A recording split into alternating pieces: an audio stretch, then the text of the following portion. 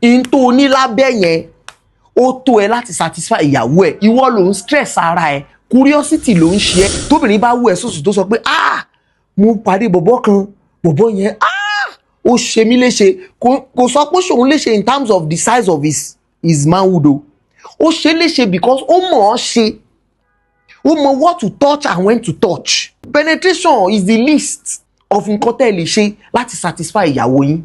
Ọ̀rọ̀ tá à ń sọ yìí ń sìn, a lot of people ni ó mọ̀ gbé tí pamọ́, but it is the reality. Many homes are facing that problem today. Even tó bá jẹ́ size 3 lóní, tí okó ẹ̀ ò bá ju 3 lọ, 4 lọ, 5 lọ, you are good. Ìwọ ló ń stress ara ẹ pé òun wá product kiri, ìgbà tẹ̀dẹ̀ tí ń wá kiri ló jẹ́ kémi lọ wá jáde. Now tẹ́ ẹ bá wá ní issue yẹn, ń tẹ́ ẹ nílò rè lọ́wọ́ mi yìí, ó rè ẹrù rè.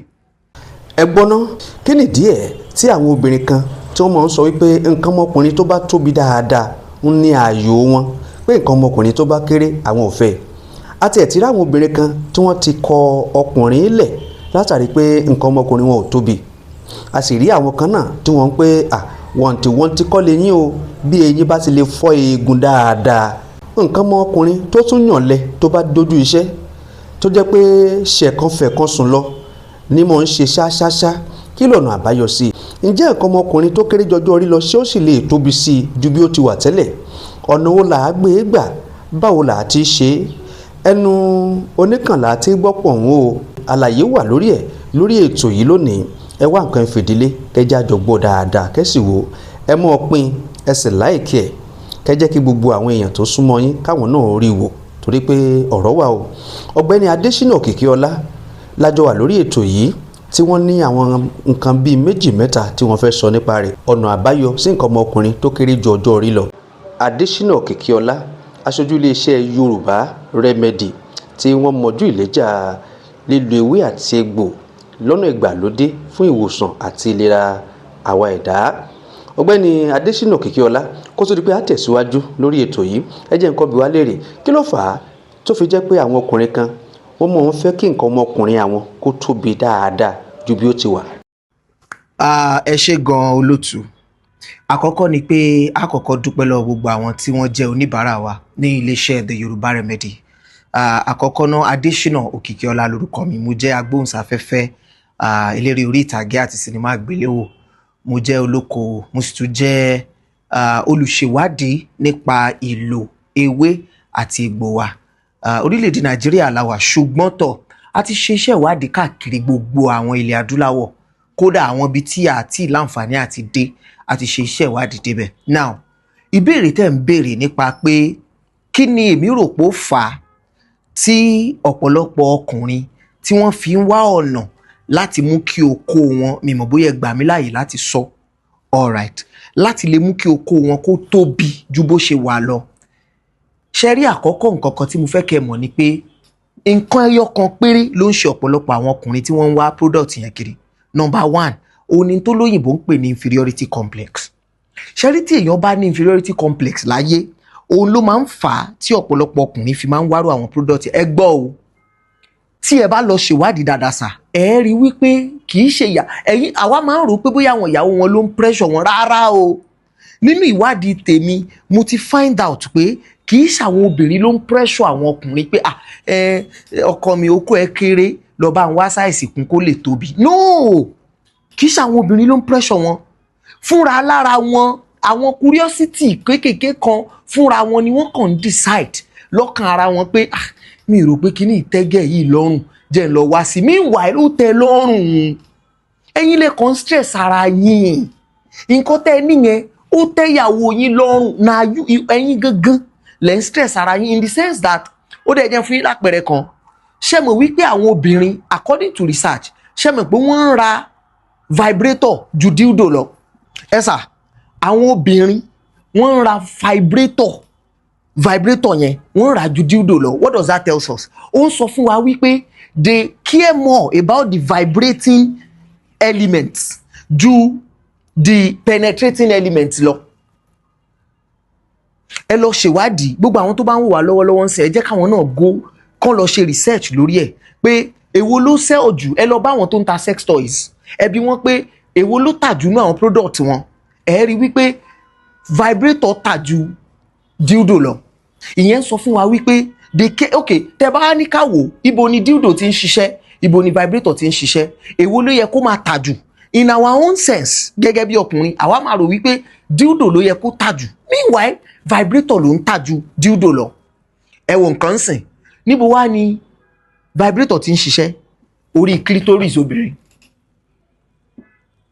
Vibrator wọ́n ń kí vibrator wọlé, orí clitoris obìnrin ni vibrator ti ń ṣiṣẹ́, dildo ló ń penetrate, but women buy more vibrator than dildo. That is to simply tells us pé penetration kọ́ ni issue tá a ní gẹ́gẹ́ bí ọkùnrin láti satisfy ìyàwó wa. In tá a lack tí most of us lack tó fi dàbí ẹni pé ìyàwó wa máa ń complain ní ìfarabalẹ̀. Tóbìnrin bá wú ẹ sọ́sù tó sọ pé mo pàdé bọ̀bọ̀ kan, bọ̀bọ̀ yẹn ó ṣe mí léṣe, kò sọ pé ṣòun léṣe in terms of the size of his manhood o. Ó ṣe léṣe because ó mọ̀ ọ́ ṣe, ó mọ̀ what to touch and when to touch, ó mọ̀ how to touch and when to touch. Kò ń ṣe penetration is the least of nǹkan tẹ́ lè ṣe láti satisfy ìyàwó yín.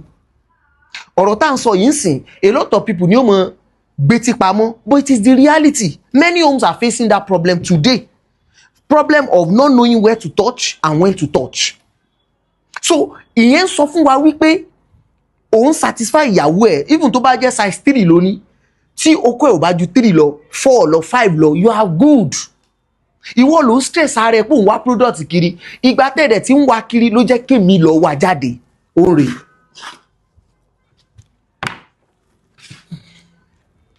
Ẹrù rè àwọn tó ti ń rà over the years àti ń ta product yìí ti pẹ́ o, but one thing I tell my customer ni pé we are not forcing you to buy this, but nígbà míì you may not feel comfortable. Ẹlòmíì gan ò tiẹ̀ fẹ́ kí okó òun tóbi nítorí ìyàwó òun kàn fẹ́ ṣe for his own self confidence, that's alright, but lọ́mọ ìwọ nìkan kọ́ ló ní problem yẹn o. You are not the only one, you are not left alone, you are not alone in this problem. In fact ṣé kí n sọ fún ẹ, statistics show wa wípé out of 10 men 8 ló ní problem tó ní ẹ. That's the truth. 2 tó kù ẹyọkan normal, ìkan wá gùn ju tẹgbẹ́ lọ ó tán. So if you feel like confidence ẹ ti wà tampered with pẹ̀lú the size of your manhood, then come and buy this. Nǹkan tí wàá rà rí. Ṣé oríṣẹ́ yìí bóyá mò ń sọ fúngbà àkọ́kọ́ àbí fúngbà ẹlẹ́ẹ̀kejì, mi ń sábà sọ lórí àwọn programs mi, but bóyá gbà àkọ́kọ́ rẹ̀ àbí gbà ẹlẹ́ẹ̀kejì kì í ṣe Yorùbá lónìí o. Ẹ má bínú ẹ̀yin Yorùbá tó bá jẹ́ pé mò ń sọ, but for the first time or maybe second, mo dàgbé mo ti sọ rí lẹ́ẹ̀kan, kì í ṣe Yorùbá lónìí o, no be àwa kọ́ o, ṣùgbọ́n ń ṣiṣẹ́ bí mọ̀nà wà.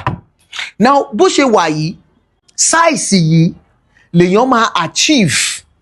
All you have to do ni pé eléyìí báyìí á wọnú bí mi ò lè já customers product, customer order kan lélẹ̀ mo gbà ni wọ́n fẹ́ lọ deliver ni mo gbà lọ́wọ́ wọn pé kí n fi ṣe fídíò yìí. Bó ṣe wà yìí, ẹni tó ní ẹ rí pé àkọ nǹkan kan sí lára, ẹni yẹn sọ pé ká má kọ nǹkan kan sí lára torí ọmọ òun ló fẹ́ bóun wá gbà la fẹ́ lọ deliver fún, kò dẹ̀ fẹ́ kọ́mọ ẹ mọ nǹkan tóun fẹ́ rà, which is okay, your preference matters. So eléyìí àti eléyìí pẹ̀lú àwọn nǹkan méjì kan tí mi ò ṣó ń bí, òun lẹ máa rà o. Tẹ bá ti rà á, òun la máa kó wá fún yín, kò lẹ́ẹ̀so, kì í ṣe product àwọn ọmọ kéékèèké. Now a lot of people, so many times when I make videos like this, people will say Òkìkí má sọ má nígbà tán bá pè ẹ jẹ́ ń sọ o, because a lot of people will call you and they start talking. There is no time for too much talk o. Product yìí ṣe product àwọn ọmọ kéékèèké, ó wọ́n because ọ̀nà tá a gbà ń achieve ẹ̀ kò kéré. So when you call me and I tell you this is the price, tó bá ti mọ̀ pàgbára yín ò gbé ẹ filẹ̀. Mo ti already sọ fún yín pé èmi ọ̀rọ̀ ẹnu mi sì ti fún yín confidence already pé in tó ní lábẹ́ yẹn ó tó ẹ láti satisfy ìyàwó ẹ. Ìwọ ló ń stress ara ẹ, curiosity ló ń ṣe ẹ. Jẹ́jẹ́ ń sọkọ fún ẹ bó ṣe ń ṣe wọ́n lápá bí ló ń ṣe wọ́n lápá ọ̀hún. Now jẹ́ burst brain ẹ̀, ǹjẹ́ yín mọ̀ pé àwọn tó ní okó tó wà extra tóbi àwọn náà ní problem tẹ́yìn nìyẹn. Because for every time tó bá ní sex pẹ̀lú ìyàwó wọn, there is there is about 70 to 80% probability kí ọmọ yẹn ní cut torí pé ó ti gùn jù. Ẹ lọ béèrè, èmi ń sọ̀rọ̀ fún yín nínú experience, but ẹ bá rẹ̀ ń tẹ̀lé bí tó lè sòtọ́ fún yín, ẹ̀yin ẹ béèrè pé èèyàn tó bá ní okó tó ṣe jàgìnì, ẹ bí pé ṣó ti ever pàdé obìnrin tó gba gbogbo ẹ̀ tán rí. I've said it before on this program. Mo sọ lọ́jọ́ yẹn pé I have never seen, except fáwọn tó jẹ́ sex workers or àwọn tó jẹ́ adult film producers, àwọn tó máa ń ṣe blue films, tó bá yàtọ̀ sáwọn yẹn, and those ones are not, they are not as normal as us. Ìdí tí mo fi sọ bẹ́ẹ̀ rèé o, wọ́n wà báwa ṣe wà. Ìdí tó jẹ́ ń sọ bẹ́ẹ̀ ni pé lọ́pọ̀ ìgbà tó bá fẹ́ ṣe eré yẹn, wọ́n máa ń lo ọ̀pọ̀lọpọ̀ àwọn nǹkan míì tí ó mú wọn kúrò ní ipò tán wà gangan gẹ́gẹ́ bí èèyàn, á sọ wọ́n di nǹkan míì entirely. Tá bá wá yọ àwọn yẹn kúrò, èmi ò tí ì róbìnrin tó lè gba 12 inches. The last time tí mo ṣe show yìí, mo sọ, mo ní tẹ́yìn bá róbìnrin tó ní òun lè gba 12 inches, ẹ provide ẹ kó wá bá mi. Tóun sọ pé èmi lè gba, òun lè gba 12 inches o, àwa náà wà provide 12 inches yẹn, á wà ń pọ̀ mọ́ra wọn. Tó bá gbà á, mi ò lówó lọ́wọ́, but mo lè set aside, mo láwọn èèyàn tí mo lè pè tí màá set aside bí 1 million to 2 million naira as gift fún obìnrin bẹ́ẹ̀. Kò sí curiosity. Yes, when they see it, they admire it. Ó dàbí ọmọ tó lọ́yàn ńlá, ṣùgbọ́n tó bá ń rọ́yàn ńlá nú aṣọ, yóò mọ̀ wá, ẹwọ yan ọmọ irọ́ gbọ́dọ̀, bẹ́ẹ̀ bá wọlé tán kò sí tó fẹ́ fi ṣe. Tó bá tún wà careful, ó lè choke ẹ, tó bá kó sí ẹni mú báyìí, èèyàn lè gbàbẹ̀ lọ if care is not taken. Bẹ́ẹ̀ gẹ́lẹ́ ni ọ̀rọ̀ ẹkùn tó wà extraordinarily big bó ṣe rí nìyẹn. Àwọn tó ń ní okó ńlá, àwọn gan wá ọ̀nà láti reduce ẹ̀ sí the normal size. Tá bá ń wá normal size, tẹ́ bá ti wà níbi 7 inches, 8 inches, àwárírò ẹ̀rí 9, 10, ẹ ti wà pa. Curiosity lásán ló ń ṣe yín. Kó ẹ béèrè lọ́wọ́ àwọn obìnrin yẹn tó bá máa sòtọ́ fún yín, they prefer it normal. Tó bá ti tóbi jù, they do not like it. Èyí tó ń complain, èyí tó bá ever complain pé okó ọkọ òun kéré, ẹ lọ bí kò gbá ní ńlá rí, òun náà anticipate ni. Bó ló ṣe fẹ́ rí, ẹ mọ̀ kéèyàn máa rò pé bó ni ó ṣe rí. Òun ló ń ṣe ọ̀pọ̀lọpọ̀ obìnrin. Now tẹ́ ẹ bá wá ní issue yẹn, ntẹ́ ẹ nílò rè lọ́wọ́ mi yìí. Ohun ò ṣe rí pé mo ti sọ ọ́ lẹ̀ láti sìn. Ohun kì í ṣe product táwọn ọmọ kéékèèké lè rà. Ó dẹ̀ ní bá a ṣe ń tà á. Eléyìí máa wá, then ó kù nǹkan méjì tá a máa join mọ́, ó jẹ́ mẹ́rin tó máa jọ wá papọ̀. Bá a ṣe máa ń tà nìyẹn. So tẹ́yìn bá ní ìdẹ̀, àwọn nọ́mbà tó wà lójú screen yẹn, òun náà lẹ́ tẹ̀lé láti fi order ẹ̀. Tẹ́ bá pè ní direct call tá a bá gbé, ẹ lo WhatsApp number, WhatsApp, a wà ní WhatsApp, ẹ pè wá ní WhatsApp tàbí kẹ́ text message, ojú ẹsẹ̀ la máa dá yín lóhùn. tó wọ́n ní ẹnu oníkànlá tí ń gbọ́ pọ̀ òun náà ni ẹ ti gbọ́ yìí lẹ́nu ọ̀gbẹ́ni Adésínà Òkìkíọlá. Kẹ́yìn náà kẹ́ wá nǹkan ṣe sí nǹkan ọmọkùnrin tí ó bá kéré ju ọjọ́ orí yín lọ, ìyẹn tí ẹ bá fẹ́ bẹ́ẹ̀.